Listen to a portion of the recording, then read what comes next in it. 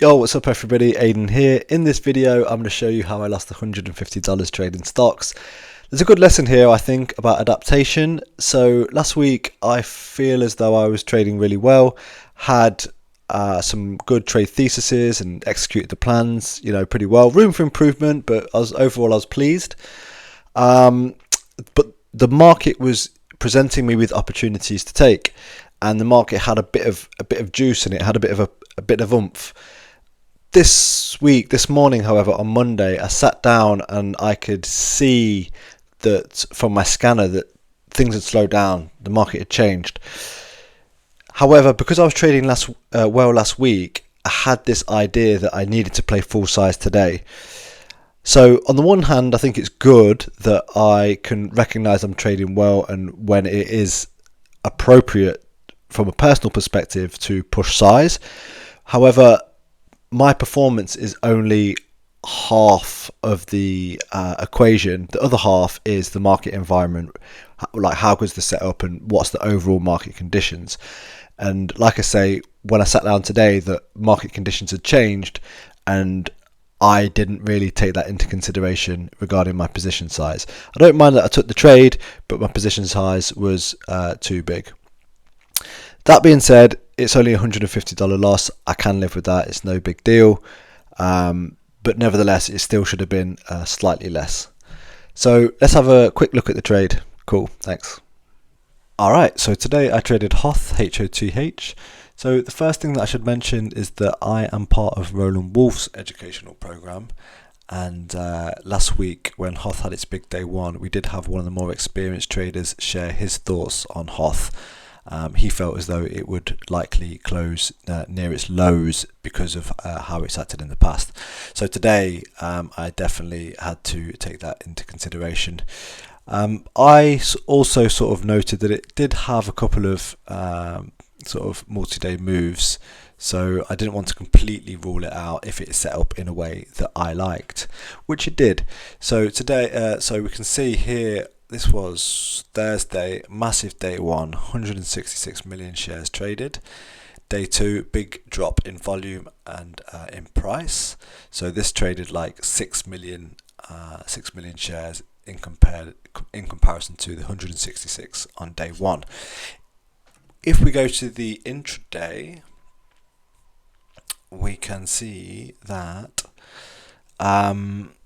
this is the day one with big volume, and then my thinking was that because volume was so much lower today, it was possible that there were shorts that were trapped and couldn't get out, so we might get a potential third day surge / squeeze. So it was setting up for a liquidity trap style third day surge, but in addition to that, it was setting up for a possible $1 hold. So we had these, here's $1 here, so we had these two kind of setups combining into one, which made me feel like, okay, if I can get the right risk reward, it's probably worth me taking it. So I did. It did offer the right entry, so I wanted to risk off this level here, 95. Normally $1 holds I risk off 90 cents, but that's tends to be if it's a day one move really, and so like I said, this is the third day surge, and I chose 95 as the risk level I was comfortable with.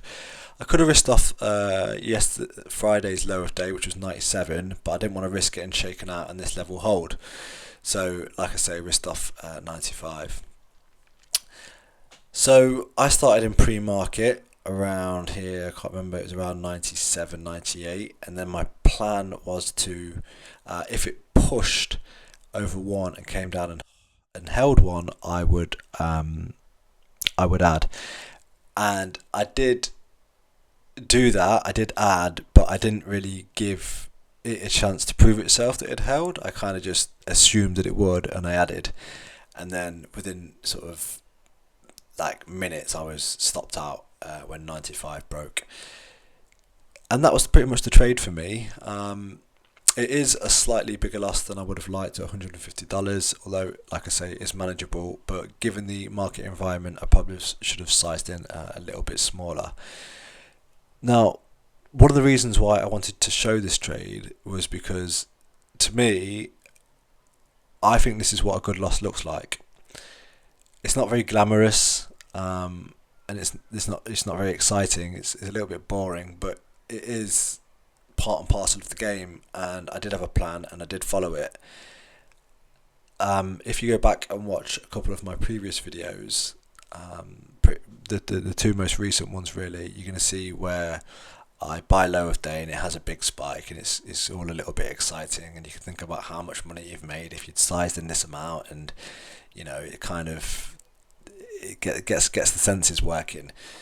And I love that part of trading. That's one of the best parts of trading for me. But this is the other side. And this is, to me, what a good boring loss should look like, and so I wanted to show you that as well. If I'd probably stuck to my normal risk of 90 cents, I'd be up 10% by now, if I'd got in down here, obviously. But who knows? That could still do a $1 hold. But I'm obviously long shaken out by now.